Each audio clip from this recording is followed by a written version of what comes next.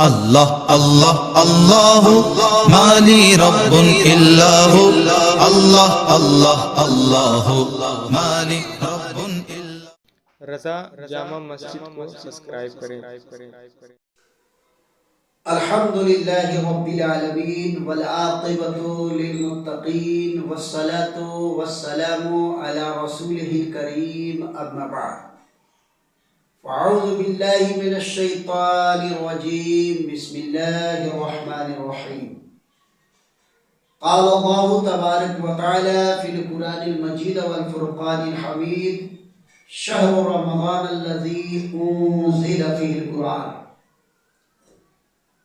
آئیے سب سے پہلے ہم اور آپ اپنے آقا و مولا جناب محمد رسول اللہ صلی اللہ علیہ وسلم کی برگاہ بکستنا میں درود پاک کا ورد کر لیں اور پڑھیے بآواز بلند اللہ رب محمد صلی اللہ علیہ وسلم نحن عباد محمد صلی اللہ علیہ وسلم بلغ العلا بکمالہ کشف الدجا بجمالہ حسنت جمیع خصالہ صلو علیہ وآلہ۔ معزز سامعین، اس سے پہلے آپ نے رمضان کے تعلق سے بہت ایسی باتیں سماعت کر لی ہیں۔ ان میں اللہ تبارک و تعالی کا خاص انعام و فضل جو بندوں کے لیے ہوتا ہے وہ آپ نے سماعت کر لیا ہے، اور اللہ تبارک و تعالی فرماتا ہے الصوم لی انا اجزی بہ، یعنی روزہ میرے لیے اور اس کا بدلہ میں دیتا ہوں۔ اب اللہ اپنے بندے کو کتنا دیتا ہے اور لینے والا بندہ کتنا لیتا ہے یہ رب جانے اور اس کا بندہ جانے، لیکن ملتا سب کو ہے۔ ایک حدیث پاک میں آیا ہے شہر یزداد فیہ رزق المؤمن، یعنی رمضان المقدس کا وہ مہینہ ہے جس میں مومنوں کے رزق میں اضافے کر دیے جاتے ہیں، بڑھا دیے جاتے ہیں۔ تو جب ہمارے رزق بڑھا دیے جاتے ہیں اور رب تبارک و تعالی کے انعامات کے جب بارش ہم پر ہوتے ہیں تو ہمیں اور آپ کو چاہیے کہ اس نعمت کو حاصل کرنے میں کوئی کمی نہ کریں، ہر اعتبار سے اپنے آپ کو تیار رکھیں، تراویح کی صورت میں، روزے کی صورت میں، صدقہ و خیرات کی صورت میں، ہر اعتبار سے تیار رہیں۔ اللہ تبارک و تعالی اگر ہمیں اور آپ کو دولت سے سرفراز کیا ہے، مالا مال کیا ہے، تو ہمیں اور آپ کو چاہیے کہ فقراء اور مساکین کے لیے بالکل اپنے خزانے کھول دیں۔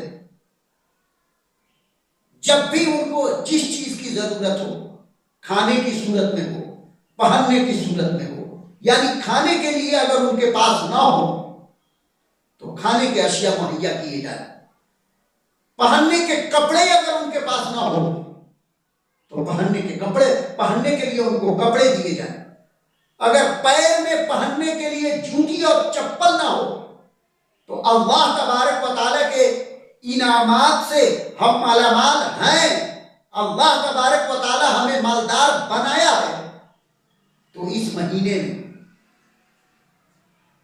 انہوں غربا، مساکین، فقراء کا خصوصی خیال رکھیں۔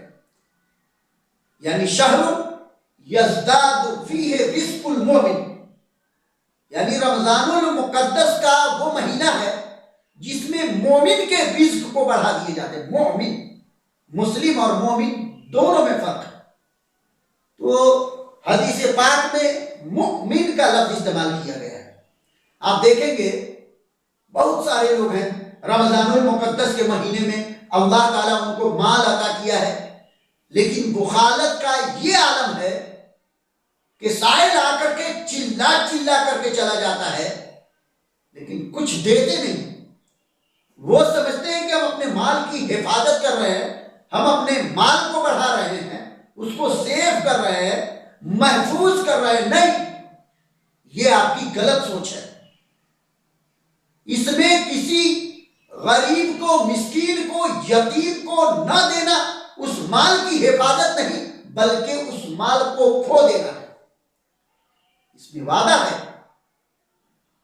1 کا 70 ملتا ہے، جب آپ دیجیے گا نہیں تو 1 کا 70 ملے گا کہاں سے؟ اور دوسری بات کہ اللہ تبارک و تعالی مال سے بہت سارے لوگوں کی آزمائش کیا، تاریخ بھری پڑی ہے۔ مال جب اللہ تبارک و تعالی کسی کو عطا کرتا ہے تو آزمائشوں میں مبتلا کر دیتا ہے، تو بہت سارے لوگ فیل ہوئے۔ حدیث پاک میں مؤمن کا لفظ استعمال کیا گیا ہے۔ مؤمن، اگر آپ سچے مؤمن ہیں تو اپنے رب سے سچی محبت کریں، اپنے سرکار سے سچی محبت کا ثبوت دیں۔ رب کی محبت کے سامنے میں، سرکار کی محبت کے سامنے میں اس مال کی کیا حقیقت ہے؟ دریا کی طرح بہا دینا ہے، کوئی دلیل نہیں۔ اس لیے آپ نے پڑھا ہوگا، ہم نے بھی پڑھا ہے، البخیل قریب من النار وبعید من الجنہ، یعنی بخیل شخص جو ہوتا ہے وہ جہنم سے قریب ہوتا ہے، جہنم سے قریب ہوتا ہے اور جنت سے دور ہوتا ہے، وبعید من اللہ، اور اللہ سے بھی دور ہوتا ہے۔ اور سخی کے بارے میں، السخی قریب من الجنہ وقریب من اللہ وبعید من النار، یعنی جو سخی ہوتا ہے، سخاوت والا انسان ہوتا ہے، وہ جنت سے قریب ہوتا ہے، اپنے رب سے قریب ہوتا ہے اور جہنم سے دور ہوتا ہے۔ لہذا سخاوت کرنے کی ضرورت ہے۔ ایک حدیث پاک حضرت عبداللہ ابن مسعود سے مروی ہے، کان رسول اللہ صلی اللہ علیہ وسلم اذا دخل شہر رمضان اطلق کل اسیر واعطى کل سائل، یعنی نبی کریم صلی اللہ علیہ وسلم کی سخاوت کی مثال اگر آپ لے کر کے آنا چاہیں تو نہیں آ سکتے، نہیں دے سکتے۔ رمضان کے علاوہ کی بات کر رہا ہوں۔ آپ جب جود و کرم کے بادل جب عوام الناس پہ پڑتے تو پھر وہ کون ہے جو کسی دوسرے کا منہ دیکھے؟ تیرے ٹکڑوں پہ پلے غیر کا منہ کیا دیکھے؟ میرے سرکار تو وہ ہے کہ جب بھی کوئی سائل آپ کے دروازے پر آیا ہے تو قسم خدا کی کبھی وہ کسی دوسرے کا محتاج ہوا ہی نہیں۔ میرے سرکار اس طریقے سے سخاوت کرتے ہیں، لیکن اس سخاوت میں بھی اور اضافہ کر کے بہرے بے قرار بن جانا۔ میرے سرکار رمضان کے مہینے میں، جو حضرت عبداللہ ابن عباس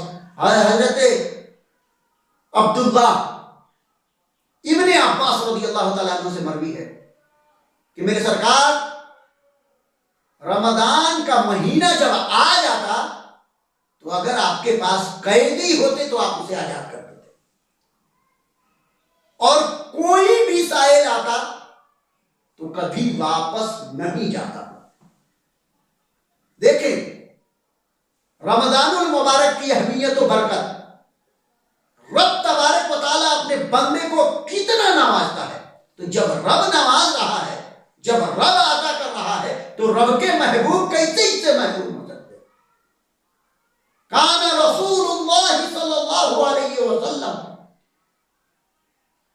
اذا دخل شہر رمضان، جب رمضان کا مقدس مہینہ آ جاتا، داخل ہو جاتا، یعنی آپ رمضان کے مقدس مہینے میں داخل ہوتے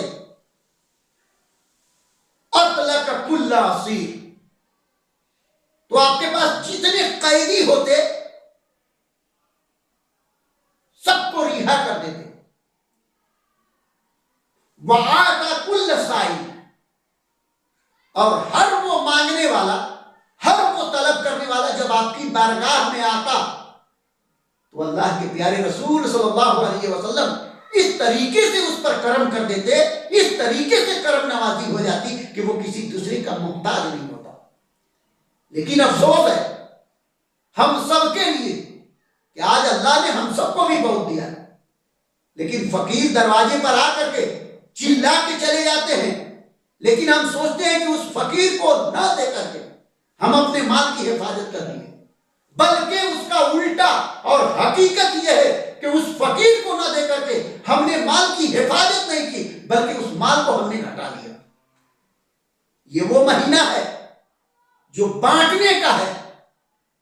ہر مانگنے والے، ہر سائل کی مراد کو پورا کرنا ہی مال میں اضافے کا، بڑھوتری کا سبب ہے، زیادتی کا سبب ہے. لیکن ہم اور آپ کرتے یہ ہیں کہ اس کا بالکل الٹا کرتے ہیں. اور بعض تو ہم میں سے ایسے بھی ہوتے ہیں کہ جب فطرے کی بات آتی ہے، میرے سرکار نے فرمایا میری عیدگاہ کو وہ شخص نہ جائے جب تک کہ فطرے کو ادا نہ کرے. ہم اس کا بھی حساب نہیں لگاتے، اس پر بھی غور و فکر نہیں کرتے. انشاءاللہ تبارک و تعالی زکوٰۃ کس طریقے سے ہمیں نکالنا ہے، کتنے مال میں کتنا نکالنا ہے، آنے والے کلپ میں ہم اس چیز کو بتائیں گے. اور فطرے کے تعلق سے انشاءاللہ تبارک و تعالی تفصیلی بحث کی جائے گی آنے والے کلپ میں.